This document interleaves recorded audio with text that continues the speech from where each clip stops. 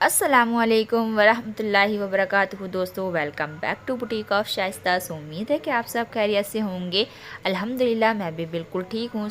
आज मैं आप लोगों को सिखाऊंगी इस ड्रेस की cutting stitching. Video next video में इंशाल्लाह आएगी।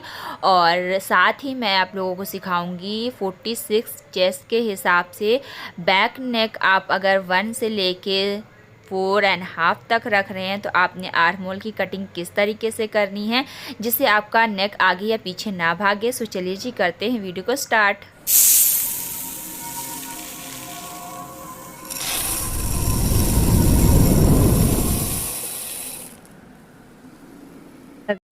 यहाँ पर जो मैंने फैब्रिक लिया है वो 2 मीटर लिया है। कॉटन का फैब्रिक है, बहुत ही खूबसूरत सा इसका कलर है। तो ड्रेस बहुत ही प्यारी रेडी होने वाली है।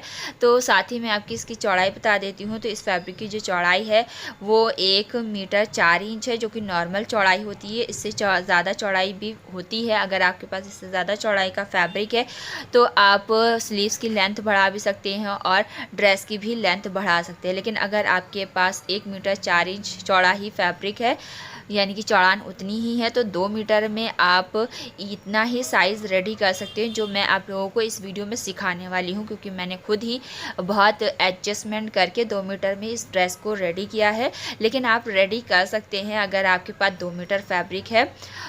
यहाँ पर मैंने फैब्रिक को जो है 2 फोल्ड करके रखा हुआ है और इसकी लेंथ मैंने कटिंग कर ली है फ्रंट का पैनल कटिंग करने के लिए। तो यहाँ पर जो मुझे ड्रेस की लेंथ रेडी चाहिए वो 34 इंचेस चाहिए। तो यहाँ पर मैंने 1.5 इंच प्लस करके 35.5 यहाँ पर फैब्रिक की लेंथ रेडी रख ली है। इसे फैब्रिक को अलग कर लिया है। अब यहाँ पर आप देख सकते हैं कि जो बंद वाली साइड है वो सामने की तरफ है और ओपन वाली साइड है वो हमने अपनी तरफ रखी है। तो ओपन वाली साइड हमने अपनी तरफ रखी है तो इसका मतलब यही है कि हमें ड्रेस आगे से ओपन वाली डिज़ाइन बनानी ही, यानी कि बटन पट्टी वाला डिज़ाइन बनाना है। यहाँ पर बटन पट्टी के लिए मैंने 2 इंच एक्स्ट्रा फैब्रिक रखा है। आप चाहे तो 1.5 इंच भी रख सकते हैं, लेकिन 2 इंच बहुत ही इनफ होता है। आपकी दोनों साइड की तरफ की जो पट्टियाँ होती हैं वो बहुत अच्छे से बन जाती हैं। अगर आप 1.5 इंच लेते हैं तो कभी कदार थोड़ी सी दिक्कत होती है, तो आप 2 इंच अगर लेंगे तो बहुत ही परफेक्ट होगा। इस ड्रेस की कटिंग करते वक्त मेरा मकसद यही था कि मैं आप लोगों को सिर्फ ड्रेस की कटिंग ही ना सिखाऊं, बल्कि साथ में मैं आप लोगों के साथ कुछ फार्मूले भी शेयर करूं। क्योंकि लोगों की प्रॉब्लम होती है कि नेक हमारा आगे भागता है, कभी पीछे भागता है। तो ये प्रॉब्लम तभी होती है जब हम तीरा आर्म होल का परफेक्ट जो फार्मूला है वो यूज़ नहीं करते हैं। तो आपने 46 में अगर आप 1 से लेके 4.5 इंच बैक गला डीप रख रहे हैं तो आपने ये फार्मूला यूज़ करना है। कभी भी आपका नेक आगे या पीछे नहीं भागेगा। अब यहाँ पर देखें, मैंने 8.25 इंच पे तीर जो आर्म होल की लेंथ है वो लगाई है और 14.5 इंचेस पे मैंने कमर का निशान लगाया। अब हम इसे लाइन ड्रॉ करके रेडी कर लेंगे। हम हिप का निशान नहीं लगाएंगे क्योंकि हम यहाँ पर जो शर्ट की कटिंग कर रहे हैं उसमें हमें हिप के निशान की ज़रूरत नहीं है। तो अब हम तिरे का यहाँ पर निशान लगाएंगे। तो तिरे का निशान आपने 8.5 इंच पे लगाना है और बैक आर्म होल का जो निशान है वो आपने लगाना है 8.25 इंच पे और फ्रंट का जो आर्म होल का निशान है वो आपने लगाना है 6.25 इंच पे। तो ये दोनों निशान लगाने के बाद हमें इन दोनों निशानों को मिला लेना है ऊपर से 8.5 इंच वाले निशान से। इस जो फार्मूला है उसमें आप जो 1 से लेके 4.5 इंच बैक गला डीप तो बना ही सकते हैं, साथ में यहाँ पर आप कॉलर और ग्लू वाला डिज़ाइन भी बनाएंगे तो ये फार्मूला काम करेगा। और इसी फार्मूले के साथ आप बोट नेक भी बना सकते हैं। तो इस साइज़ में अगर आप बोट नेक बनाना चाहते हैं तो आप 5.5 इंच या 5 इंच ले सकते हैं, बाकी आपकी पसंद है। यहाँ पर हमने 1/2 इंच तीरे को डाउन किया है और 3.5 इंच पे हमने नेक का मार्क लगाया है। आप 3 इंच पे या 4 इंच पे भी लगा सकते हैं। अब यहाँ पर जो हमारा 46 का 4th भाग होगा वो है 11.5 इंच। तो हम चेस्ट का मार्क लगाएंगे 11.5 इंच पे और कमर का मार्क मैं यहाँ पे लगा रही हूँ 10.5 इंच पे। आप अपने अकॉर्डिंग कर सकते हैं क्योंकि ज़रूरी नहीं है कि जो मेरा चेस्ट का मार्क है वही आपका कमर का मार्क सेम बैठे। कभी कभी कमर का मार्क डिफरेंट भी होता है। सो यहाँ पर अब हमने कमर तक सारी मार्किंग कंप्लीट कर ली है। सो यही हमारी मेन मार्किंग है जो कि हमारे बैक पैनल में भी चलेगी। सो यहाँ पर मैंने निशान थोड़े से डार्क कर दिए ताकि आप लोगों को ईजिली समझ में आए। सो अब हमने नीचे की जो मार्किंग है वो करनी है। तो उसके लिए पहले आप देख लें कि मैंने यहाँ पर 10.5 इंच पे कमर का मार्क लगाया था। तो हमें नीचे का जो दामन है वो ऊपर से कमर से लेके नीचे तक पूरा स्ट्रेट रखना है। तो हम यहाँ पर 10.5 इंच पे भी मार्क कर सकते हैं, लेकिन मैंने यहाँ पर 11 इंच पे मार्क किया। अगर आप 10.5 इंच पे करना चाहते हो तो आप 10.5 इंच पे भी कर सकते हैं। तो मैंने यहाँ पर 11 इंच पे मार्क किया है। यहाँ पर आपने आगे की साइड की तरफ दामन में 1 इंच ही एक्स्ट्रा फैब्रिक लेना है, क्योंकि हमें आगे ज़रूरत पड़ेगी। हाफ इंच मत ले वरना कम पड़ेगा। सो अब यहाँ पर हम लाइन ड्रॉ करके दोनों मार्क को मिला लेंगे और इसके फ्रंट के पैनल की हमारी मार्किंग जो है वो रेडी हो जाएगी। सो अब यहाँ पर हमें जो राउंड शेप देना है उसके लिए मैंने यहाँ पर 4 इंच की लेंथ लगाई है और उसके बाद ही राउंड शेप दिया है। लेकिन अभी हम यहाँ पर राउंड शेप की कटिंग नहीं करेंगे, वो हम बाद में करेंगे, क्योंकि मैं खुद ही ये डिज़ाइन फ़र्स्ट टाइम कटिंग कर रही हूँ और स्टिचिंग कर रही हूँ, तो मुझे भी थोड़ी थोड़ी कन्फ्यूज़न है। एटलीस्ट मैं इससे पहले भी कुछ डिज़ाइन स्टिचिंग कर चुकी हूँ जो कि थोड़ा बहुत इससे मिलते जुलते थे, तो मुझे थोड़ी नॉलेज हो गई है, मुझे थोड़ा एक्सपीरियंस हो गया है कि हाँ आपने समझ के रुक रुक के ही सारी चीज़ें करनी है वरना गलत हो जाती हैं। सो यहाँ पर ये हमारा फ्रंट पैनल था, तो मैंने फ्रंट आर्मोल ही कटिंग किया है, बैक का पैनल नहीं कटिंग किया है। सो मार्क मैंने दोनों लगाए थे, लेकिन कटिंग हमने फ्रंट वाले मार्क से की है। सो अब हमारा फ्रंट पैनल रेडी है। अब हमें बैक पैनल की कटिंग करनी है। सो यहाँ पर आप देख सकते हैं मेरे पास इतना ही फैब्रिक है जिसमें मुझे स्लीव्स भी कटिंग करनी है और बैक पैनल भी निकालना है।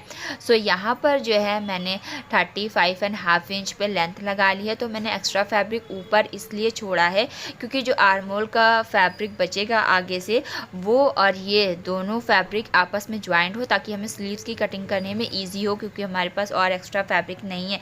अगर मैं इस फैब्रिक को नीचे की साइड की तरफ निकाल देती तो स्लीव्स में बहुत मुश्किल हो जाती, हो सकता है स्लीव्स नहीं भी बन पाती। तो इस तरह की छोटी छोटी चीज़ों का आपका ध्यान रखना पड़ता है अगर आपके पास फैब्रिक कम है तो यहाँ पर आप देख सकते हैं कि मैंने बैक पैनल पे ये पूरा मार्किंग कर ली है जो कि मैंने पहले आप लोगों को समझाई थी। सो यहाँ पर मैंने आर्मोल की जो मार्किंग की है वो सिर्फ बैक की है, फ्रंट की नहीं की है, क्योंकि हमें यहाँ पर बैक आर्मोल कटिंग करना है। तो अब यहाँ पर हमने नीचे की साइड की तरफ मार्किंग इसकी किस तरह से करनी है, तो यहाँ पर हमें मार्किंग जो करनी है वो ए लाइन शेप में करनी है। सो यहाँ पर आपके पास जो घेर है वो आप अपनी पसंद के अकॉर्डिंग ले सकते हैं, लेकिन अमूमन जो यहाँ पर घेर यूज़ किया जाता है ए लाइन में वो 15 इंच होता है 4th भाग में, और इसमें जो है हम 5 इंच प्लस कर रहे हैं।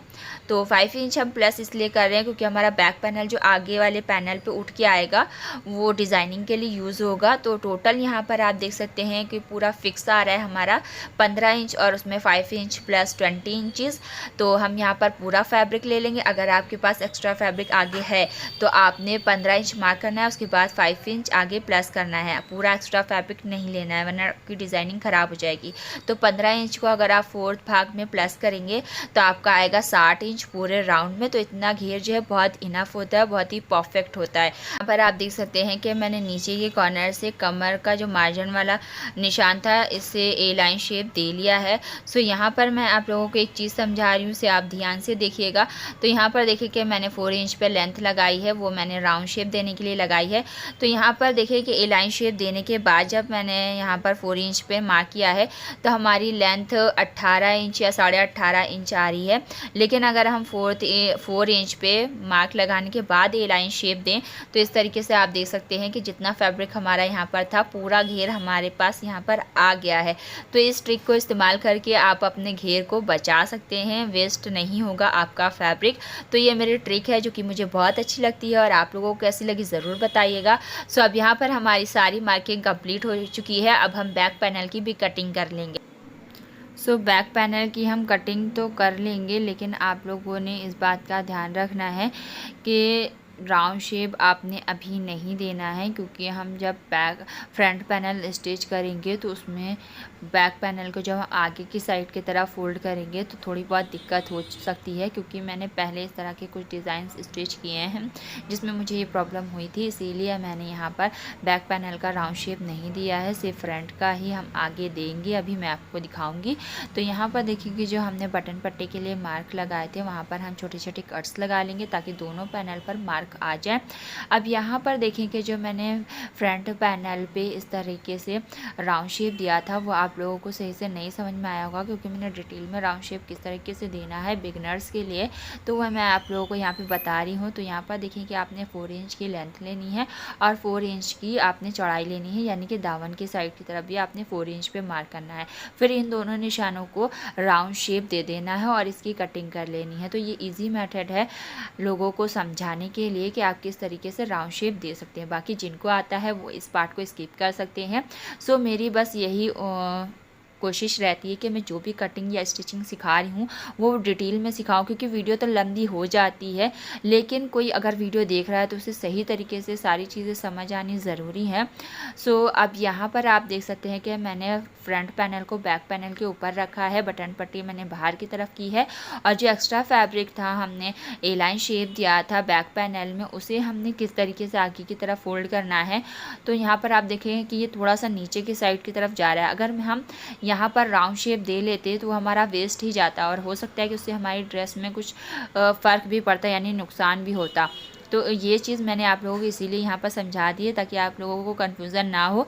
बाकी स्टिचिंग में भी मैं सारी चीज़ें जो भी हैं डिटेल में समझाने वाली वो सारी समझाऊंगी, इसीलिए मैंने वीडियो 2 पार्ट में कर दी हैं कि कटिंग की अलग हो स्टिचिंग की अलग हो, ताकि किसी को कोई कन्फ्यूज़न ना हो। साथ ही अब यहाँ पर हम स्लीव्स की कटिंग करने वाले हैं, जो कि मैंने आप लोगों को दिखाया था फैब्रिक, उसी में हमें कटिंग करनी है। सो स्लीव्स की जो लेंथ मुझे रेडी रखनी है वो 11 साढ़े 11 इंच पे रखनी है।